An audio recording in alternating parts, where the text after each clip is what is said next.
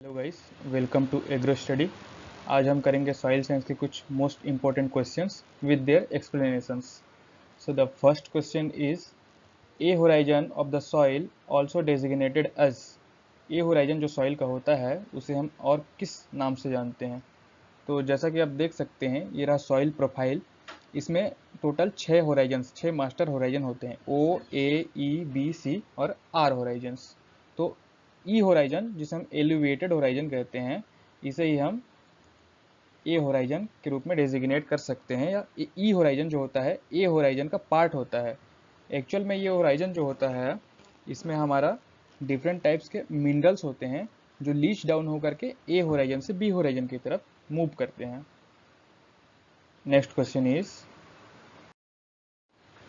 Crop logging is a method of. Crop logging is a method of, right answer is plant analysis for assessing requirement of nutrients for crop production। Basically ये क्या होता है, plant की हम analysis करते हैं, उसके physical and chemical analysis करते हैं ताकि हमें पता चलता है कि उसे कितना रिक्वायरमेंट है न्यूट्रिएंट्स का। तो एक मेथड होता है क्रॉप लॉगिंग, जिसको दिया था एच.एफ. क्लेमेंट्स ने शुगर कैन में। Next question is hue is the term which is used for the determination of। hue is the term which is used for the determination of soil colour. Soil colour, Munsell colour chart की बात करें हम, तो इसमें 3 type के properties होते हैं, hue, value and chroma. Soil colour में hue, value and chroma 3 type के प्रॉपर्टीज होते हैं। ह्यू जो होता है, मेन जो होता है, डोमिनेंट स्पेक्ट्रल कलर को दर्शाता है मुंसियल कलर चार्ट में। और वैल्यू जो होता है, उसमें रिलेटिव थिकनेस और वाइटनेस को बताता है कि वो सॉइल कितना रिलेटिव थिकनेस है या डार्कनेस है, वाइटनेस है। क्रोमा जो होता है, उसका प्योरिटी को बताता है। अगर किसी शेड में वो है, 1 2 3 4 जो भी शेड में, हमारे जो भी कलर के शेड में है, उसकी प्योरिटी को बताता है अपना chroma. Next question is hidden hunger means. Basically hidden hunger का कॉन्सेप्ट यह है कि कोई भी प्लांट्स है, कोई भी प्लांट्स में जैसे कि मान लो नाइट्रोजन की डिफिशियंसी है, तो नाइट्रोजन की डिफिशियंसी शो होगी, तो उससे हमें पता चलेगा कि लोअर लीव्स जो है पेल येलो कलर में हो गए हैं या वी शेप में आने लगे हैं, तो नाइट्रोजन की डिफिशियंसी होने लगी है। तो हम जैसे उसमें नाइट्रोजन अप्लाई करेंगे और क्रॉप जो है डिफिशियंसी सिम्टम शो नहीं करेगा, उसके बाद जो न्यूट्रिएंट अपटेक होना चालू हो जाएगा, डिफिशियंसी सिम्टम शो नहीं करेगा। बट हिडन हंगर के कॉन्सेप्ट में ये होता है कि जो है यील्ड रिडक्शन होने लगता है और डिफिशियंसी सिम्टम भी नहीं दिखाई देता है। यील्ड रिडक्शन होने लगता है without appearance of deficiency symptom. जैसा कि आप देख सकते हैं इस ग्राफ में, जैसे सफिशिएंट प्लांट न्यूट्रिशन है, अगर सफिशिएंट प्लांट न्यूट्रिशन है तो यील्ड हमारा जो है ऑप्टिमम होता है, मैक्सिमम होता है।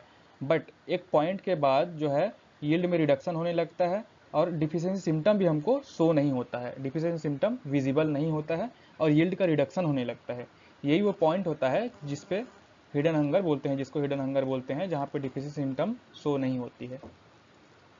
Next question is 1.6 to 2.3 value of nutrient index indicates। 1.6 to 2.3 is the value of nutrient index indicates medium fertility of the soil। Basically nutrient index value जो होता है, जैसा आप देख सकते हैं, लो, मीडियम एंड हाई 3 कैटेगरी में होता है। 1.67 से अगर नीचे है तो लो होगा, 1.67 से 2.33 के अंदर है तो वो मीडियम कैटेगरी में होगा, और 2.33 से अगर ज़्यादा है तो हाई फर्टिलिटी को इंडिकेट करेगा। ये जो होता है सॉइल फर्टिलिटी या सॉइल टेस्टिंग करने के बाद जो हमको रिजल्ट मिलता है, उसके वैल्यू के आधार पे, एक फॉर्मूला पे जो बनता है रिजल्ट, उसके आधार पे इसे हम ज्ञात कर सकते हैं। Next question is a combination of many taxonomic units like soil series, phase और type is called. Different types के टेक्सोनॉमिक यूनिट्स, जो सॉइल सीरीज होता है, फेज होता है या टाइप होता है, उनको मिला करके हम सॉइल एसोसिएशन बोलते हैं। जैसे कि आप देख सकते हैं इस पे, ये जो है सॉइल सीरीज, फैमिली, सब ग्रुप, ग्रेड ग्रुप, सब ऑर्डर एंड ऑर्डर, ये जो है टैक्सोनॉमिक यूनिट का पार्ट है, टैक्सोनॉमिक यूनिट का पार्ट है। जिसमें सबसे छोटा पार्ट होता है सॉइल सीरीज एंड सबसे बड़ा होता है taxonomic unit soil order. Soil series में हम जैसे डिफरेंट टाइप्स के पीएच, ईसी या उसके कलर के हिसाब से हम उसको आइडेंटिफाई कर सकते हैं या डिफ्रेंशिएट कर सकते हैं। करंटली इंडिया में अभी 200 से ज़्यादा सॉइल सीरीज हैं, और टोटल सॉइल ऑर्डर की बात करें हम टोटल वर्ल्ड में तो 12 सॉइल ऑर्डर्स हैं।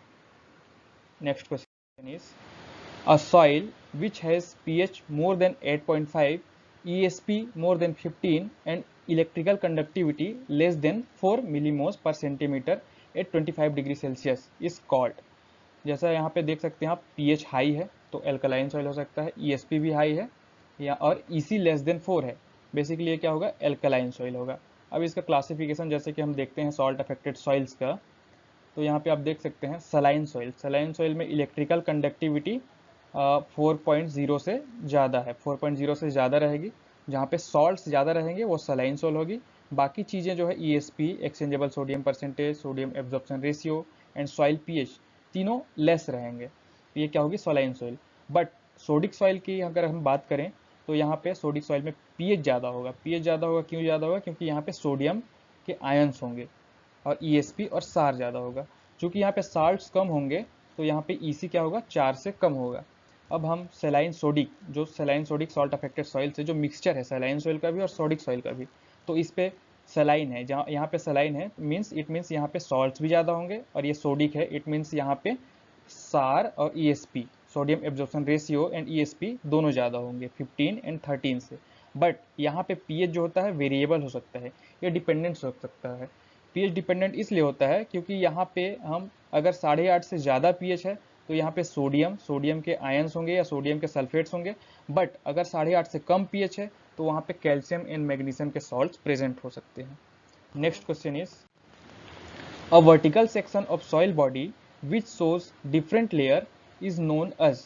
अब एक सॉइल है, ये सॉइल सरफेस है, अब इसका एक वर्टिकल सेक्शन जैसे हम काटेंगे यहाँ पे ऐसे देखेंगे हम वर्टिकली, तो इसे हम क्या बोलेंगे, सॉइल प्रोफाइल। जैसा आपको शो हो रहा है, इस पे दिख रहा है एक वर्टिकल सेक्शन है सॉइल का, ये सॉइल सरफेस है जहाँ पे वर्टिकल सेक्शन काटा गया है, जिसपे आपको दिख रहा है कि 6 होराइजन्स रहेंगे, O A, एक E होराइजन जो रहता है A और B होराइजन के बीच का, ठीक, OAEBCR टोटल 6 मास्टर होराइजन होते हैं। अब ये इसी को हम मिला करके सॉइल प्रोफाइल बोलते हैं। अब अगर हम इसको हॉरिजॉन्टली देखें तो इस पे 6 लेयर हैं, 6 लेयर हैं, इन्हीं 6 लेयर को हम क्या बोलते हैं, soil Horizons, O horizon, A horizon, B horizon etceteras. Okay, next question is, absorbed hydrogen and aluminum are largely responsible for, hydrogen and aluminum are largely responsible for soil acidity, soil acidity।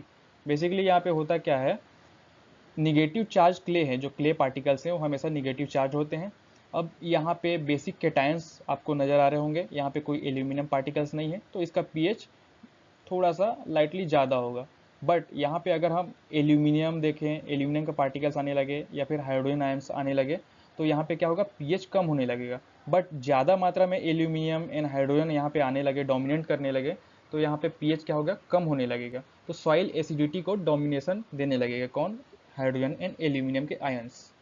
Okay, question is, according to land capability classification the soils which are not suitable for crop production, crop cultivation belongs to, क्या होता है, soil land capability classification दिया गया था क्लिंगबेल and Montgomery के हिसाब से, जिसपे क्या है 8 क्लास में सॉइल को डिवाइड किया गया था, जिसपे क्या होता है 4 क्लास जो होता है सुटेबल फॉर कल्टीवेशन होते हैं एंड 4 क्लास जो है बेसिकली लिमिटेड सुटेबल या अनसुटेबल हो सकते हैं या अनकल्टिवेटेड सिचुएशन पे रहते हैं। तो जो है इसका राइट आंसर होगा option number D, class 7। Class 7 जो है अनकल्टिवेटेड सॉइल्स के कैटेगरी में आता है। अब इस पे भी क्लास 1, 2, 3 एंड 4 जैसे जैसे ये क्लास बढ़ते जाएगा वैसे वैसे लिमिटेशंस बढ़ते जाएंगे। क्लास 1 में जैसा कि आप देख सकते हैं नेक्स्ट ग्राफ पे, क्लास 1 में कोई लिमिटेशन नहीं है, यहाँ पे आप क्रॉप प्रोडक्शन अच्छे से कर सकते हैं। अब जैसे ही ये क्लास बढ़ते जा रहा है वैसे वैसे लिमिटेशंस बढ़ते जा रहे हैं, क्रॉप चॉइसेस कम होते जा रहे हैं। Next question is, acid soils can be reclaimed by. अब एसिड सॉइल्स है उन पर hydrogen and aluminium ion dominant हैं, अब उसको हम सुधार करने के लिए कैल्शियम कार्बोनेट या चूना या लाइम जिसको हम बोलते हैं उसका यूज़ करते हैं। जैसा आप देख सकते हैं यहाँ पे रिएक्शन में निगेटिव चार्ज क्ले पार्टिकल से, अब उस पर hydrogen and calcium ion dominant है, hydrogen and calcium ion dominant है। अब उस पर हम लाइम अप्लाई किए मॉइस्चर के साथ, मॉइस्चर पानी के साथ लाइम अप्लाई किए, तो निगेटिव चार्ज क्ले पार्टिकल्स में जो लाइम में कैल्शियम कार्बोनेट में कैल्शियम प्रेजेंट है वो निगेटिव चार्ज क्ले पार्टिकल्स में बाइंड होने लगेगा, और वहाँ से जो एल्यूमिनियम पार्टिकल्स थे, एल्यूमिनियम पार्टिकल्स मॉइस्चर में जो उपस्थित H2O में जो हाइड्रोक्सिल आयन के साथ कंबाइन होकर के एल्यूमिनियम हाइड्रोक्साइड बना करके रिलीज हो जाते हैं और सॉइल पार्टिकल में कैल्शियम डोमिनेट करने लग जाता है, जिससे पीएच रेज होने लगता है या पीएच बढ़ने लगता है, एसिड सॉइल रिक्लेम होने लगता है। Next question is alkali soils are generally found in. Alkali soils क्या होता है, generally arid and semi arid regions में मिलते हैं। रीज़न ये है कि जहाँ पे एरिड रीजन है, एरिड रीजन में क्या होता है, पानी कम गिरता है या डिजर्ट एरिया है, वहाँ पे रेनफॉल कम है, तो वहाँ पे इवेपोरेशन होने लगता है। इवेपोरेशन मीन्स कि सॉइल सरफेस से वाटर का वेपर फॉर्म में एटमॉस्फेयर में लॉस होना। अब उस लॉस के प्रक्रिया में हमें जो सॉइल में सॉल्ट्स प्रेजेंट हैं, सॉइल में सोडियम प्रेजेंट है या कोई भी प्रकार के सॉल्ट्स प्रेजेंट है, वो ऊपर सरफेस में आने लगते हैं और सरफेस पे आकर के एक सॉइल में क्रस्ट के फॉर्म में एक्यूमुलेट हो जाते हैं। तो उससे क्या होता है, हमारा हाई पीएच वाला एल्कली सॉइल डेवलप होने लगता है। अब इसके वाइस वर्सा प्रिसिपिटेशन अगर ज़्यादा हो रही है, जहाँ पे रेनफॉल ज़्यादा हो रहा है, तो बेसिक कैटायंस लीच डाउन होने लगेंगे। ऐसा कोई प्रॉब्लम एज सच कोई दिक्कत नहीं होगी जहाँ पे रेनफॉल ज़्यादा होगा। But arid and semi arid region में क्या होगा, एल्कली सॉइल का फॉर्मेशन होने लगेगा। This is the reason. Okay, next question is which of the following types of soil are mostly confined to river basin and coastal plains of India. Basically alluvial soils जो होते हैं वो जो है river basin या coastal plains या Terai regions पे पाए जाते हैं। Next question is arrangement of soil particles is referred to as soil texture. Arrangement of soil particles is referred to as soil texture. क्या होता है, डिफरेंट टाइप के सॉइल पार्टिकल्स होते हैं, like sand, silt and clay particles. Sand, silt and clay particles होते हैं 3 type के, और ऑर्गेनिक मैटर रहते हैं, उसके साथ बाइंड होकर के एक स्ट्रक्चर फॉर्म होता है, उसे हम क्या कहते हैं, soil structure.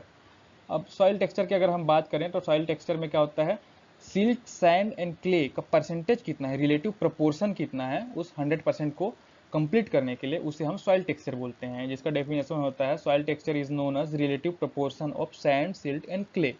Okay, next question is Aspergillus niger test is used for. Aspergillus niger test is used for determination of copper and magnesium. Copper and magnesium के डिटर्मिनेशन के लिए एस्परजिलस नाइजर टेस्ट यूज करते हैं। Aspergillus niger basically एक type का organism है, micro organism है, जो कि सॉइल टेस्टिंग में यूज होता है कॉपर एंड मैग्नीशियम के टेस्ट में। Okay, next question is who is the father of soil testing. Soil testing के फादर हैं एमिल ट्रॉग। एमिल ट्रॉग है जिन्होंने सॉइल टेस्टिंग की शुरुआत की थी। सॉइल टेस्टिंग बेसिकली सॉइल के फर्टिलिटी या सॉइल के इवेल्यूशन या उसके कंडीशंस को जानने के लिए टेस्ट किया जाता है। Next question is biofertiliser is a culture of having the desired strain of micro organism. कुछ डिजायर्ड ऑर्गेनिज्म रहते हैं, डिजायर्ड स्ट्रेन के माइक्रो ऑर्गेनिज्म रहते हैं, जिससे क्या है बायोफर्टिलाइजर बनता है। अब उसमें ऑर्गेनिक मैटर तो हो नहीं सकता, organic matter FIM and compost हो सकते हैं, वो मिक्स नहीं होता है बायोफर्टिलाइजर में। बायोफर्टिलाइजर मेनली क्या होता है, desired strain of micro organism which is used as fertiliser, जो कि ऑर्गेनिक फॉर्म में होता है। Next question is igneous rock are formed by cooling of molten magma. Cooling of molten magma, जैसा आप देख सकते हैं जो है ये अर्थ सरफेस है। अब यहाँ पे लावा एक मैग्मा है, जो कि अगर हम लावा फूट करके बाहर होकर के हाई टेम्परेचर पे रहती है और इसका कूलिंग होता है, कूलिंग ऑफ मोल्टेन मैग्मा लिखा हुआ है, जैसे इसमें कूलिंग होता है। अगर ये एक्सट्रूसिव है, एक्सट्रूसिव में अर्थ सरफेस के बाहर है, एक्सट्रूसिव मीन्स कि अर्थ सरफेस के अगर बाहर है, magma comes out as a lava and cools the surface. अब ये अर्थ सरफेस के बाहर अगर कूल डाउन होकर के डिपॉजिट हो रहा है, एक्यूमुलेट हो रहा है, तो इसे हम एक्सट्रूसिव इग्नियस रॉक बोलते हैं, जो कि बेसाल्ट होता है।